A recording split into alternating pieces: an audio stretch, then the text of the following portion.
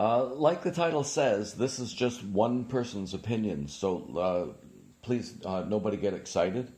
I can imagine how I could irritate people on both sides of this particular debate. Okay, this is my perspective, but it's one that I've written down, and it's probably going to take about 40 minutes to get through this. I think that I've done a pretty good job of summarizing the basics of this situation. Okay, so I'm going to begin reading aloud now. As nervous as he had a right to be, I contend that Trudeau and his cabinet knew there was no reason to invoke the Emergencies Act. I think they knew it. The event, and why do I think they knew it? The following reasons. The event was organized by the truckers and the police, who worked together quite successfully to keep the event safe. Fire trucks, ambulances, police, they're all getting through. Parliamentarians had been strolling through the protest for weeks without serious incident. That's true. He knew that a deal had been struck with the truckers and they were already leaving the residential areas.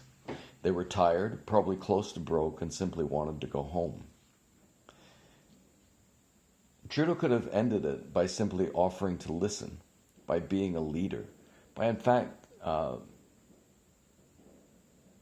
least doing the minimum that you would expect, which would be to listen and to find some way to compromise. Hey, but he wouldn't do that. He wouldn't do the bare minimum that was required of him as a leader. He wouldn't listen to them, he wouldn't talk, and he provoked them. And meanwhile, the whole world was watching. The truckers obviously had a lot of heartfelt support, the kind that raises $10 million in small donations, which came from Canada. Most of it, almost the majority of it came from Canada. And yeah. The truckers deserved to be listened to after having invested so much time, energy, money to do this. Instead, he invoked the act for the gratification of himself and his base.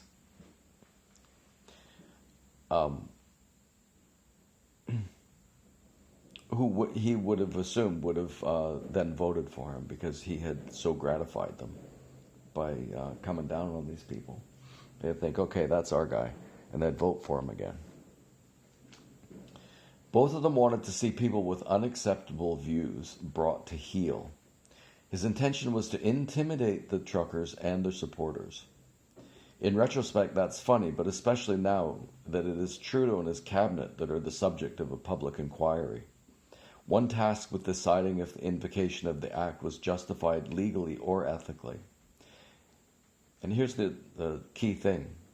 If it wasn't, the implication is that the government behaved like a dictatorship. What dictators do is they violate the fundamental rights of citizens of the country for no justification. He ignored and insulted the protesters. He used agents of the state to intimidate his political opponents, essentially. Froze bank accounts. The police violently ended a largely peaceful and very important protest. Tamara Leach, the heart and soul of the thing, as far as a lot of people are concerned, was arrested under a countrywide warrant, shackled like the worst kind of violent criminal. By contrast, check this. It's the Freedom Convoy Code of Conduct. In the event of violence or threat of violence, disengage and inform an officer. Be kind and respectful towards your fellow Canadians and international supporters. We're working with authorities to help ensure public safety. We ask that all individuals be on their best behavior while spreading the message of unity, love, and forgiveness. The Canada Unity Freedom Convoy condemns all hate symbols. Individuals who are expressing messages of hate and division are not members of the Bear Hug movement.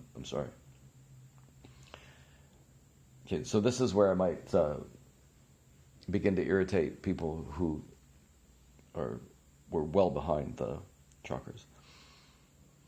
So that's a well-written code of conduct, but in all fairness, it must be accepted that the people in Ottawa, it may have seemed in the beginning like no such code existed.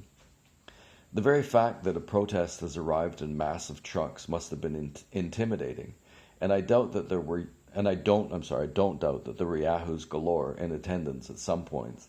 And it is true that social media posts made by people like Pat King were incendiary and racist. So that's bad. But does it justify the use of the Emergencies Act? Obviously not.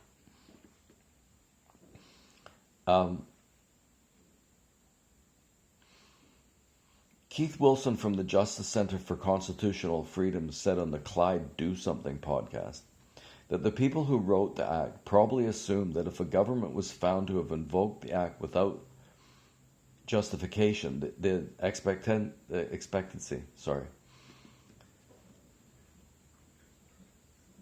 If a government was found to have invoked the act, If a government was found to have invoked the act without justification. I'm struggling because I didn't write without justification, and it's just weird.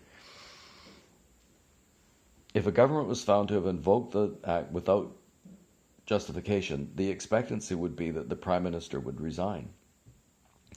Not much chance of that with Trudeau, but his overreaction will cost him votes, and it will hurt his image both in Canada and around the world. Few good people have a positive view of politicians who demonize, intimidate, and suppress their political opponents, which is essentially what he did.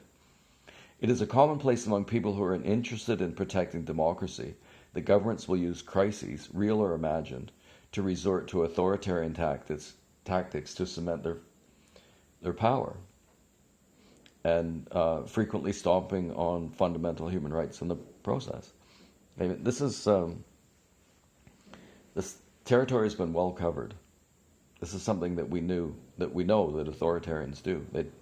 They could even provoke a crisis in order that they can respond with violence. The truckers, well, they invested their own money, time, energy, and resources to protest what they understood to be an increasingly authoritarian government. That much is absolutely certain. Many people would disagree with that assessment,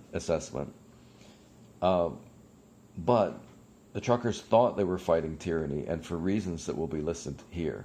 So people might disagree with the assessment that they were fighting tyranny, but I'm going to explain why they were.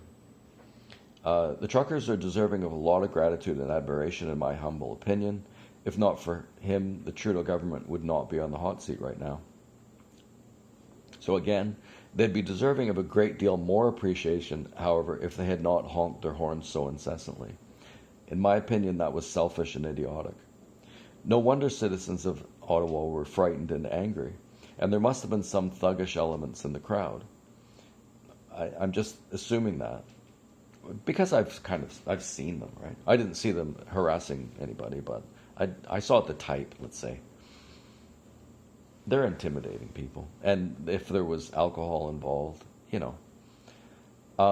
But do these lapses define the movement? Not for me, obviously, but the honking and the border closures are a stain. Aggression is a mistake. Commit absolutely to nonviolence, except in self-defense. Let us not forget these lessons. We may be needing them again sooner than we think. Or it's entirely possible that someone's going to stage a protest that isn't necessary. They need to stick to doing it in a way that's not aggressive.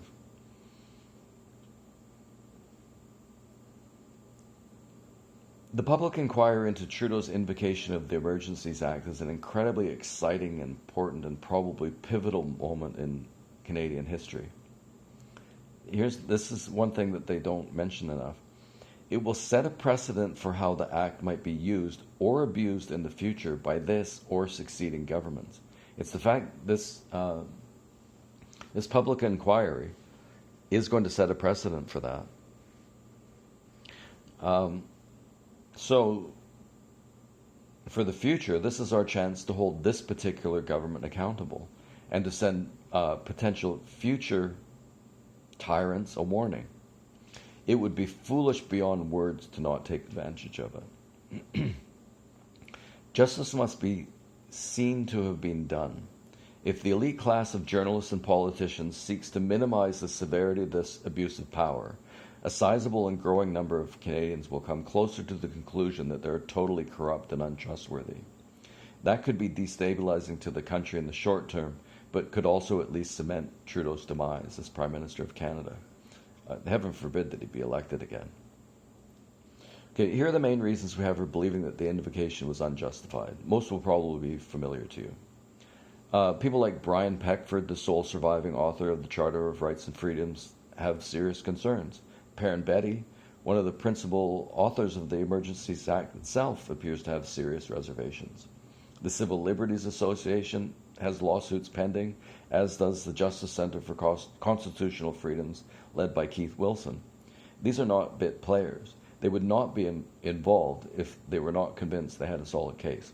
So that's one reason I believe that they were unjustified in invoking the act. That's the trust and authority fallacy.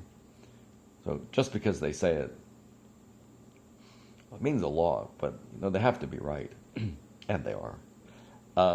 Okay, the second reason we think it was unjustified is because there was no serious emergency. The border blockades had come down, and trucks had already begun leaving the residential areas of Ottawa, some for areas outside of town, and some for Wellington, as per the agreement made with the police. Many of the truckers just wanted to go home and were persuaded simply by having been listened to for the first time. They just wanted to be listened to. That is what the mediator between Tamara Leach and the Ottawa police said. Had they been listened to at the outset, the protests would very likely have been less intense and of shorter duration. Trudeau's actions intensified and prolonged them. Unfortunate for many citizens of Ottawa. I suggest that they approach him for compensation.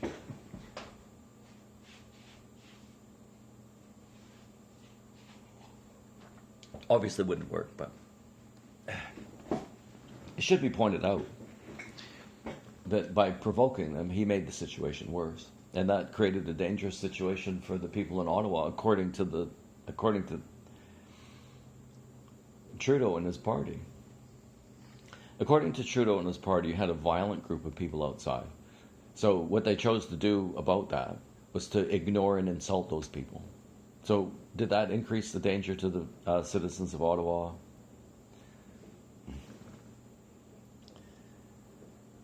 I think probably it did, or would have, if those guys were actually violent, which they apparently weren't. Okay, here I'm going to waffle again. It must be admitted that the horns were a really bad idea. It gave the government a reason to bring in the act, for one thing. Not necessarily a sufficient reason, but it did provide a reason. I believe the people who felt harassed, frightened, and angered by such inconsiderate behavior, they deserve an apology and reasonable compensation. The reason I keep repeating this is because it is such an important lesson to any protester who wants to protest anything. Third reason we have for believing that the invocation of the Emergencies Act was unjustified is that whatever emergency that did exist had already been largely dealt with without the special powers granted by the Act. The truckers were leaving as agreed. The protesters in front of the Parliament building were, for the most part, well-behaved, tidy, and festive. They had a legitimate set of grievances and a right to be there. In any case, the officer in charge of clearing the area, Patricia Ferguson, has given her testimony and really did not seem to think that the Emergencies Act helped much. They kind of had a plan, I guess. They definitely had the personnel. She did mention that it was useful to threaten to freeze truckers' bank accounts. In response to a protest against his tyranny, Trudeau resorted to his most authoritarian act yet. But I think that is a fact. The act can only be used if the threat is severe and police powers are not adequate to deal with it. Neither threshold was met. Unfortunately, there's no punishment laid out in the Emergencies Act for someone who invokes it unjustifiably. But whether or not it was unjustified is beyond a doubt.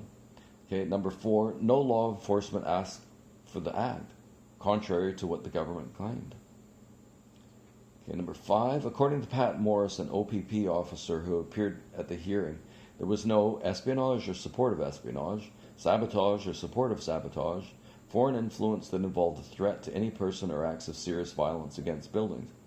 That's important because without those elements, there's no justification for invoking the Act. That's just how the Act was written. He went on to explain that he had difficulty with the word extremist used to describe the protesters because to him an extremist is a person who commits violence in the service of an ideological goal. Mr. Morris saw no such thing. Liberal claims that ideologically motivated violent extremists were providing funding to the Freedom Convoy were not true. That also came out in committee. Number 6, most of the resources requested by the Ottawa police had already arrived before the Act was invoked.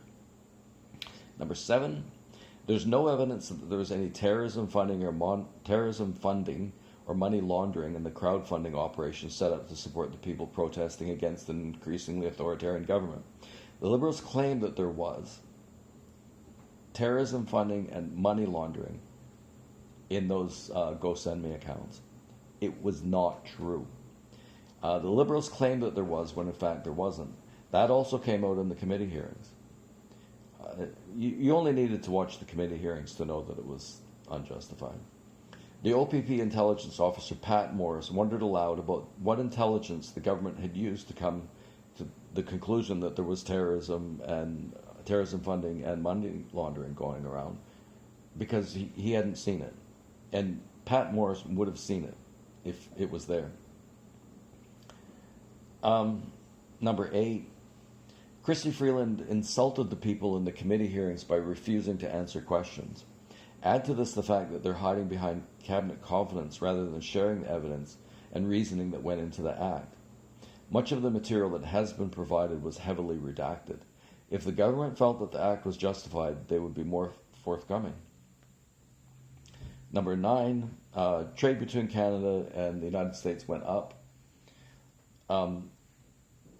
during the time that the borders were closed. But that's not an argument anyway, because the borders were already open by the time they invoked the Act. They said that they were concerned that it would happen again, and they said that that would have such a horrible impact on the economy. And you would imagine that it would. But in fact, just what is real is that trade between Canada and the United States went up while the borders were closed.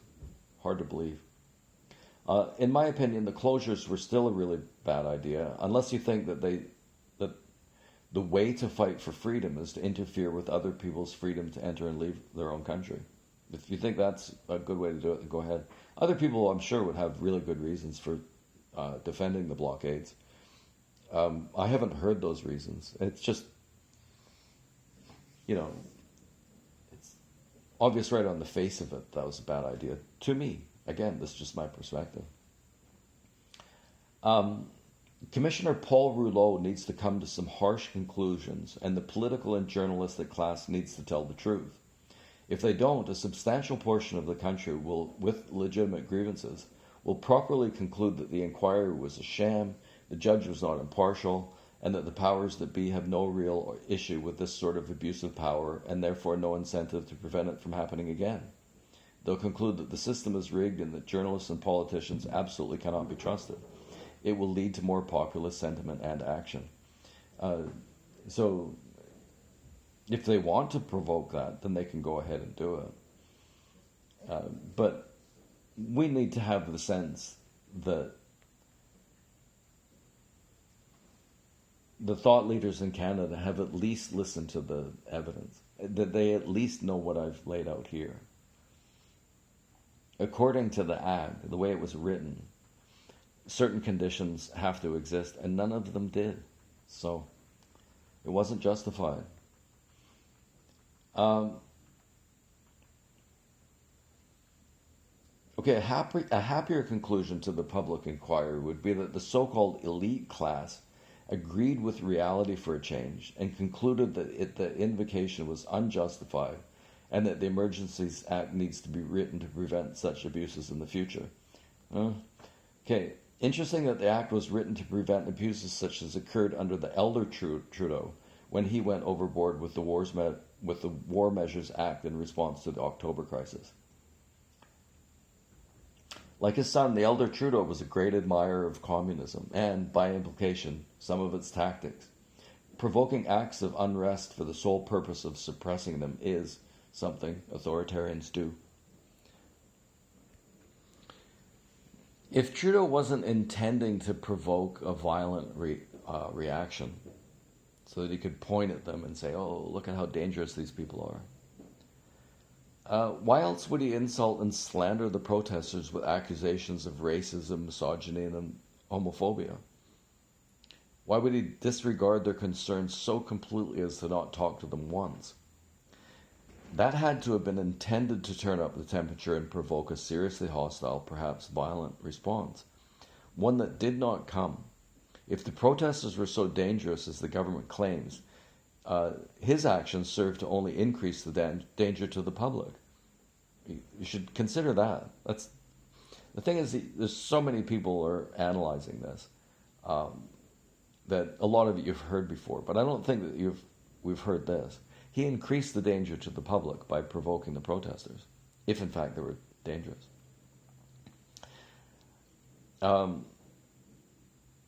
They wanted a more serious incident so that they could demonize their critics and bring law enforcement down on their necks. Okay, that's the sort of thing an authoritarian would do. And here are some other authoritarian-like behaviors they engage in. And they is defined as Trudeau's government and those who support his approach. Okay, number one, corrupting the mainstream media. Harsher regimes do this through intimidation and violence. This one did it by corruption and bribery using the taxpayers' money. In a democratic system, a free press functions ideally to hold governments to account. That function is compromised when journalists are dependent on the very government they're supposed to be scrutinizing. You tell somebody from a formerly authoritarian country about what's happened with the payouts to the media class, and they go, well, what are you doing? They just, of course that's authoritarian. Demonizing is another thing authoritarians do. Here are some examples straight from the horse's mouth. They don't believe in science or progress, and are very often misogynistic and racist. It's a very small group of people, but that doesn't shy away from the fact that they take up space. This leads us, as a leader and as a country, to make a choice. Do we tolerate these people? Okay, so you have to wonder here what tolerating these people would entail besides jail time, frozen bank accounts, loss of career prospects, educational opportunities, all of which have already occurred. Not just as a result of things that specifically Trudeau did, but, I mean, we've all read about cancel culture by now, I think. Here's another one. The country I admire most is China, which due to its basic dictatorship can move quickly on environmental issues. So that quote only becomes more ominous with the passage of time in light of the way he behaves. He invoked the Emergencies Act with little, if any, justification. That's the sort of thing authoritarians do. Here's another one. There are still people who refuse to identify as feminists. We need to find these people and deal with them. There are still people who refuse to identify as feminists. We need to find these people. We've got to search them out and deal with them. Okay, that sounds an awful lot like a prime minister who would use repressive measures to ensure that Canadians mouth the correct ideology.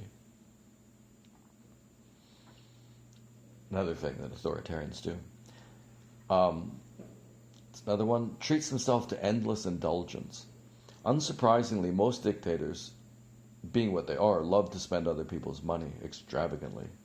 At one point, Trudeau's family of 4 or 5 with a nanny and a cook were spending around $10,000 a month on groceries.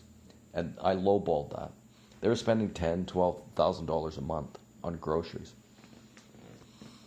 He disrespects basic democratic principles such as free speech, parental rights, judicial independence, and the rule of law. Number 5, engages in discriminatory hiring practices. No authoritarian government can remain in power without offering one group an opportunity to push down another. Here's an interesting quote. The surest way to work up a crusade in favor of some good cause is to promise people they will have a chance of maltreating someone, to be able to destroy with good conscience, to be able to behave badly and call your bad behavior righteous indignation. This is the height of psychological luxury, the most delicious of moral treats. That's Aldous Huxley. And while we're at it, let's do another. It won't be difficult to see how germane this is. Of all tyrannies, a tyranny sincerely exercised for the good of its victims may be the most oppressive. It would be better to live under robber barons than under omnipotent moral busybodies. The robber's cruelty may sometimes sleep. His cupidity may at some point be satiated. But those who torment us for our own good will torment us without end, for they do so with the approval of their own conscience. They may be more likely to go to heaven, yet are, at the same time, likelier to make a hell on earth. And that's C.S. Lewis. Okay, and another reason that they're authoritarian, they censor all the time. They're at it again with Bill C-11. Another reason, engages in propaganda. The CBC is practically the propaganda wing of the Liberal Party. Everybody knows this already. 8, employ agents of the state to suppress fundamental rights of citizens, such as the right to be free from having their assets frozen without due process. That's a big one. The right to peaceful protest was also violated. And let's not get started on the rights denied by what some would call overly aggressive lockdown mandates. That list of rights denied there, the list of rights denied there is endless. If it can be determined that the mandates and lockdowns were unjustified, the costs and lawsuits to the taxpayer will be enormous. And they're going after it. People, really serious people, are going after it to say that those lockdowns and mandates weren't constitutional. So I'm just imagining that a lot of people, that would open the door to a lot of people suing the government.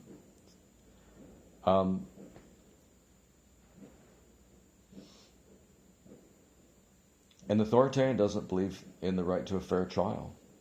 So it's getting down in the weeds a bit. But Bill C-51, you have to look it up, Bill C-51, changed the rules regarding how sexual assault trials are conducted.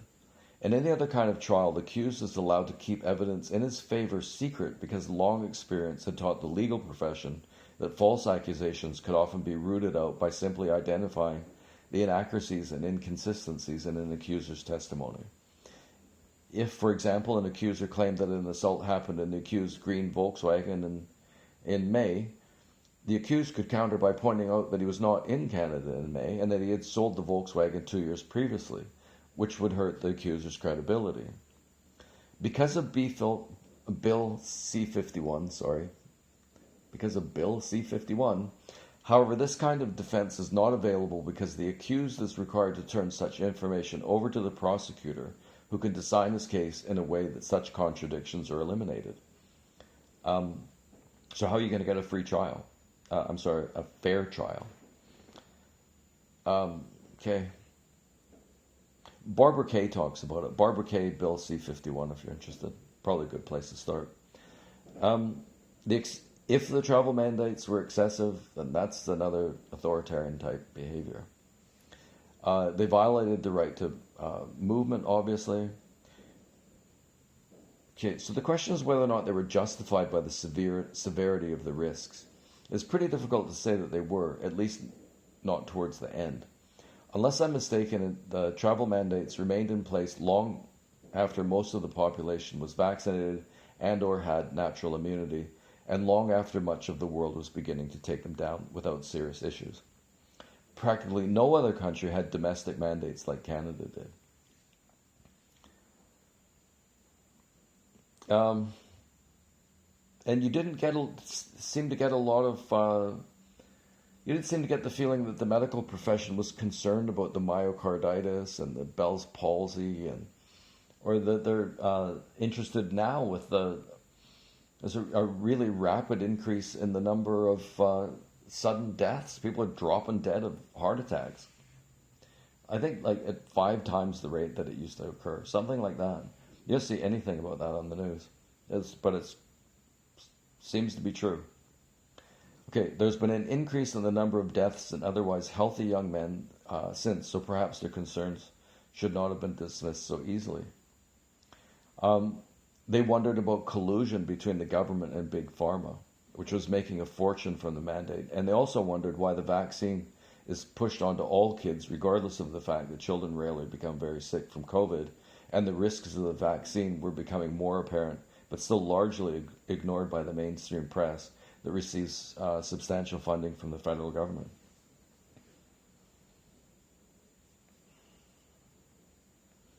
Okay, to reiterate, the intensity and duration of the protests could have been reduced if he had done the right thing and listened to the concerns of the protesters instead of insulting and slandering them with the accusations of racism, sexism, and all that. Instead of freezing bank accounts.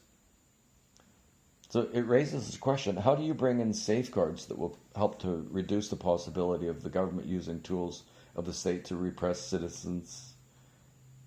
How do you prevent this from happening?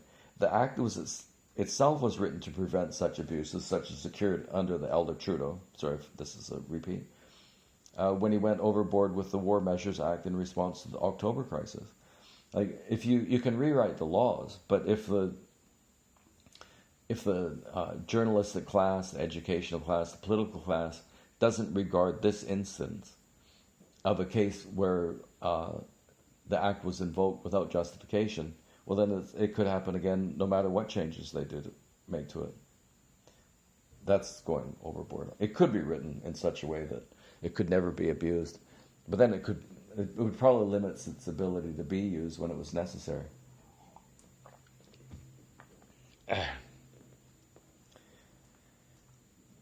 An interesting question, I think, is just how much this protest was about the lockdowns and mandates and how much was about sending Justin Trudeau and his progressive politics a giant middle finger. Like, people are really getting tired of it. The most recent example of where progressives have gone off the rails is the war in Ukraine. That shouldn't be happening. They elected a president who is pushing NATO on Ukraine, and that led to a war.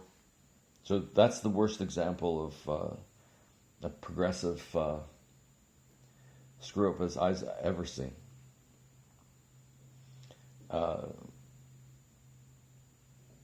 They're wondering about the drug addiction and the homelessness, which seems to be the result of progressive politics again. The harm reduction model and all of the things. I mean, they're the liberals, they're the ones that are running the universities, they're the ones that are designing the medical system, and they're the ones getting involved in the legal system as well, doing things like making it legal to carry around 2.5 grams of fentanyl. Like, people are just looking at it, they're saying, like, how much do these people have to screw up before we realize,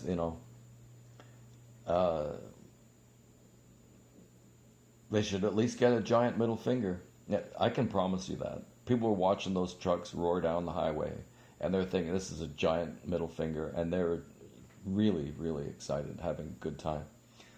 I understand that.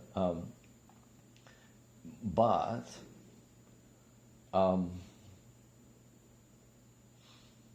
in those sorts of situations, you have to be really supremely disciplined to not do things that will give people a reason to look at you later and say, oh no, you guys, you deserve the response that you got. That can't happen. So how much of it was really about the mandates and the lockdowns, and how much of it was really the giant middle finger? My sense is that it was about half and half. Would the convoy have formed if a conservative prime minister had come up with the same policies? Perhaps, in my humble opinion, but it would not have had anything close to the same rate of participation. I think that's obvious. An even more interesting thing to consider is the question of whether or not it would have occurred without the Jordan Petersons, the Dave Rubins, Ben Shapiro, Mark Stein, here in Canada, Janice Fiamengo and Gad Saad, Douglas Murray, these people. If they weren't around, would that convoy have happened? I don't think so. Um, Forums pontificating on the perceived flaws of woke politics is a veritable growth industry these days. And they have some very interesting and forceful things to say, such as, and this would be one of the main things that would piss off those guys, I can promise you this. And it's not because they're racist, but what they think is that diversity, inclusion, and equity, that's an acronym for DIE, white boy, are at bottom a bizarre attempt to disenfranchise certain parts of the populations. So how could you deny that, actually? If you've got a country where the government and big business are constantly talking about the need for a diverse workplace, it's really important you get the diversity in there. So whatever group that is that they're trying to bring in is going to have an advantage over the other group that they don't feel compelled to promote, right? That couldn't be any clearer. Maybe you wouldn't have so many white men running around homeless if they could have had a job.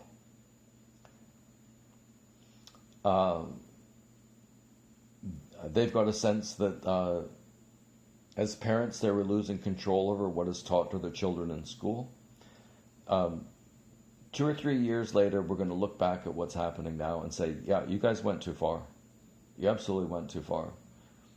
Absolutely, people who are transgender should have the ability to live comfortable and interesting and everything else, lives, free of harassment. But you don't need to confuse all the rest of the kids to get that done.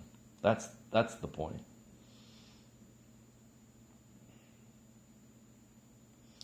They're probably irritated by immigration policies that seek to bring in 1 million immigrants a year, despite the country not having enough homes to house the people already here. How couldn't that be frustrating? The number of immigrants coming into Canada is forcing up the price of real estate. You can't afford a house? Well, maybe it's partly because of the immigrants that are coming in, which isn't not to say anything about the immigrants themselves, but the government who allows too much of it. Most people in Canada understand that there's going to be a lot of immigration. They kind of like it. But the Liberals are pushing it too fast. They want 1 million people a year. Or what about the media constantly referring to the Freedom Convoy as the so-called Freedom Convoy? Well, we've seen that 1 million times, so-called Freedom Convoy. You're all marching to the same orders, but maybe it was a freedom convoy. Then what? That kind of stuff gets to people because it is rudely dismissive, for one thing, and for another is an awful like the media is walking in lockstep under the dictates of a dictatorial class in general and a particular leader in particular. It just looks and feels that way. There's not enough diversity of thought, would be another way to put it. It doesn't help either that Trudeau lost the popular vote twice in a row, and that is because immigrant-rich urban areas carry more weight in the election process than do more rural areas. It's just a fact. You do not need to be a bigot to feel frustrated when newcomers to the country make it nearly impossible to get rid of such a destructive leader. But this may be a moot point, since a lot of immigrants have begun to sour on the man and his party, and for the same reason as the rest of us.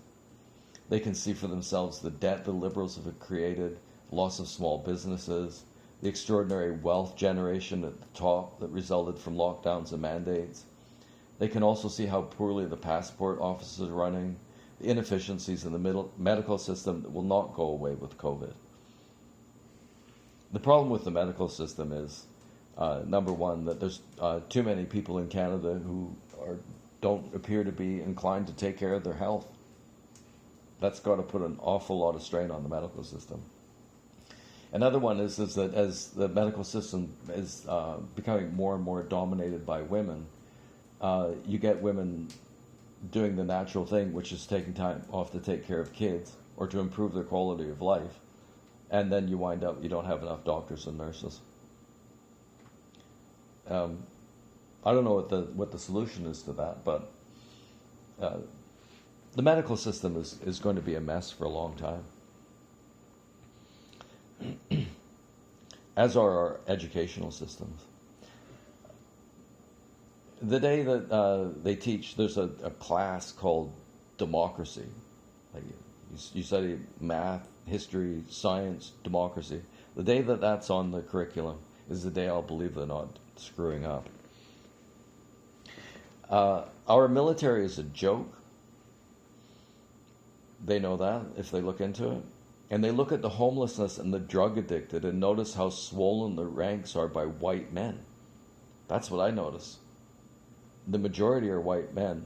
I mean, that's because of the area I live in. Probably in different parts of the country it would look differently. But there's a lot of white guys out there that their lives have, really gone down the toilet. And it might be partly because they can't find a job. So they look at that and they wonder just how privileged they really are. And they wonder about the so-called progressive policies that brought us to this point.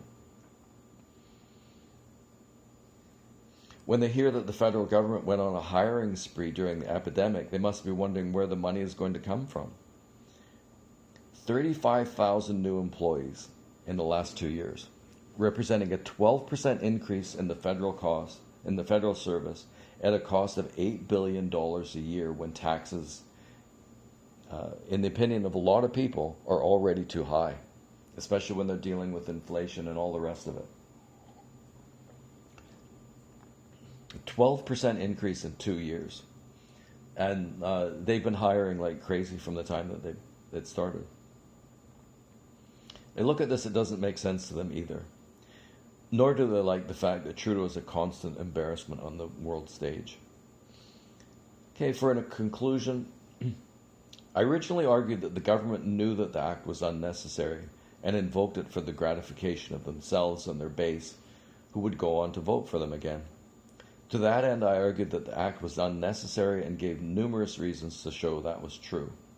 The truckers were already leaving and the border blockades had already been taken down. No police organization asked for the invocation, and a small majority of the provinces, whose approval was necessary but never obtained, voiced their displeasure with the invocation. I didn't mention that before. There was no foreign influence, no sabotage, no espionage, and there was arguably no serious threat to the security of the country. So to invoke the act in those circumstances is unjustified. Then I listed the number of ways in which this government is authoritarian for reasons including the corruption of the media class, tendency to censor, lack of respect for laws such as independence of the judiciary. It is because of the lack of transparency and accountability, the refusal to engage in reasoned debate, including in the House of Commons. I mean, how can you have a reasoned debate with somebody who won't answer a question? They engage in discriminatory hiring practices and against the same group that they demonize. It just reminds me of a joke. I'm not a vegetarian because I love animals. I just hate vegetables. And it makes me think of Trudeau. He's not a multiculturalist because he loves all these other cultures. He just hates rednecks.